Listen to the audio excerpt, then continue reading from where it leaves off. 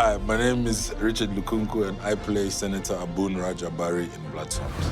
Yeah, I put the script down. I read the first page and I put it down because I couldn't believe it. I mean, for me, look, I'm a student of the game. Like, I'm trying to get better because I write and I direct too, you know?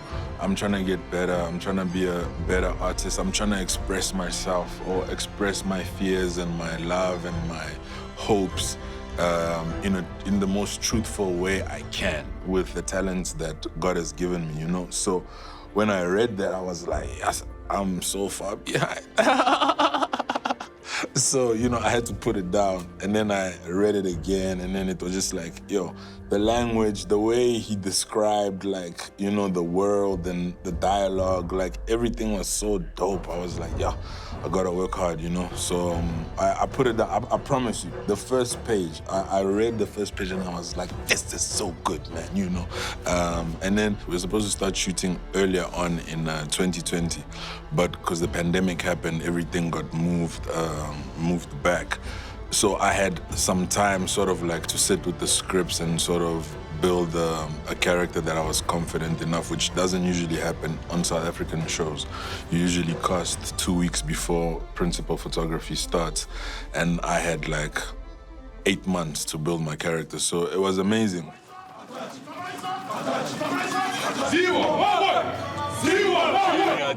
Acheni.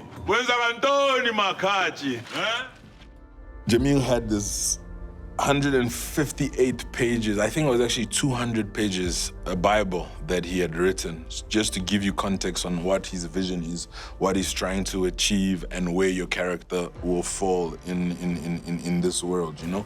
So, and like the facts of how Africa was great before colonization, you know, and everything that the Africans were capable of doing in those times, you know? I read it like 3 times, and then he sent the script. In fact, there was a script change because he had written 10 episodes before, and during the pandemic, I think the gods hit him, and then he rewrote all the 10 episodes, all the 10 episodes, and then he sent it out to us. So when you have great writing, when you have a great director and a great team, like, it's so easy to, like, you could text him and be like, yo, man, this is what I'm trying to do. Is that cool? And he's like, fantastic, just run away with it, you know? So it's easy to fall into the character.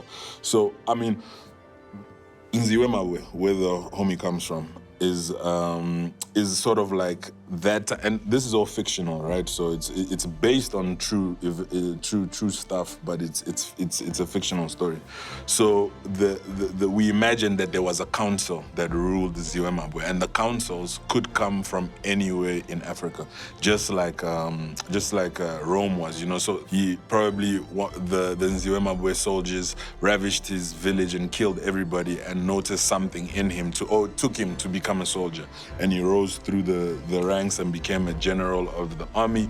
And then because he's smart, like, one of the stuff that I really liked about him, or that I really liked about Littlefinger in Game of Thrones, was that he could really see everything. So I really wanted my character to have those qualities, like those schemers, the plotters, you know, that you think he's gonna hit you with the left, he hits you with the right. By the time you catch up to the right, you've been hidden in the back and you've fallen. Munataka wasimba bakweli manisaidie, eh? Sibulela kakhulu kuwe ukuthi uziqhamule. Suke le kulizwe lakude enziwe mabwe.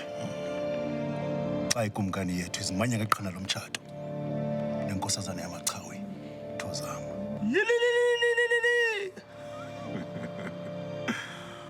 Asante sana baba. The kingdom of the Akachi is going through like hectic stuff, you know. They married into a Baloi, a line of Baloyis, bro. So they married into a family line of witches, and one of the witches predicts something bad is coming. Like, real soon, something bad is coming. So they are facing the fact that they have to cede territories back to their controlling kingdom, the kingdom that controls the whole of Africa, they have to give back their territories. And that's quite important territories because his kingdom would be losing a lot of economic power by giving back these northern territories to the greater nation. At the same time, he's got a big family problem in his family. And these witches that are telling him, that have been counseling him for a very long time, in the wrong way. So he can't really concentrate on ruling his kingdom because he's being hit from different sides, right? And then my character comes in. My character comes in because I come from the great kingdom of Zimbabwe. There's something that they need from the king before he's given permission to marry his new bride. He has to sort out something for my kingdom, but you know, that doesn't really work out the way that any of us planned. Intetho zakhe ziyenzeka. Inyembezi zikaThamatha zibonakalisa ukuphela kwenzuko. I really like Ntate Selomake. I've never worked with him, and he's a great, obviously, we know that. And I learned so much from him in terms of like grace and poise, you know? It's very difficult to be in an environment with a lot of great artists. What immediately comes to your consciousness is that you have to do something so that you can be noticed, right? Especially in a scene filled with like 10 people. So you always want to be noticed. And sometimes people tend to overact just so that they can be caught in the camera's vision.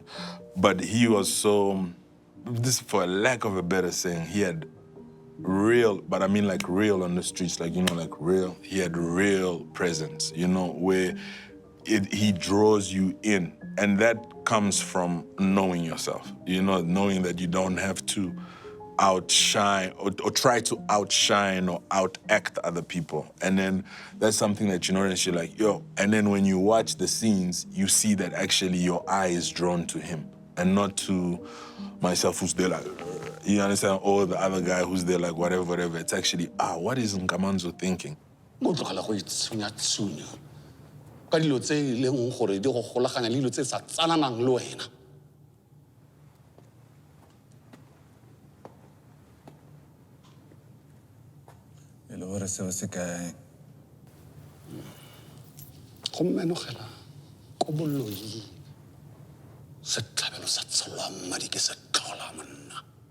Working with Mutusi was like I've said, like Mutusi is one of the greatest talents to ever come out of South Africa, I believe, you know?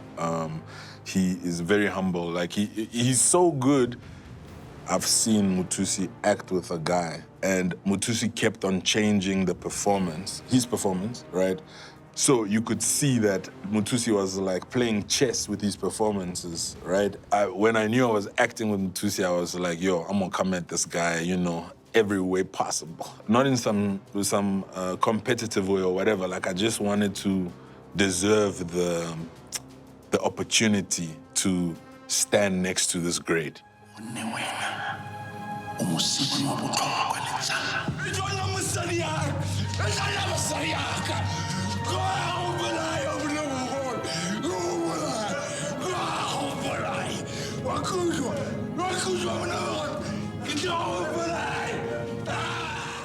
My favorite line of dialogue is my introduction of myself.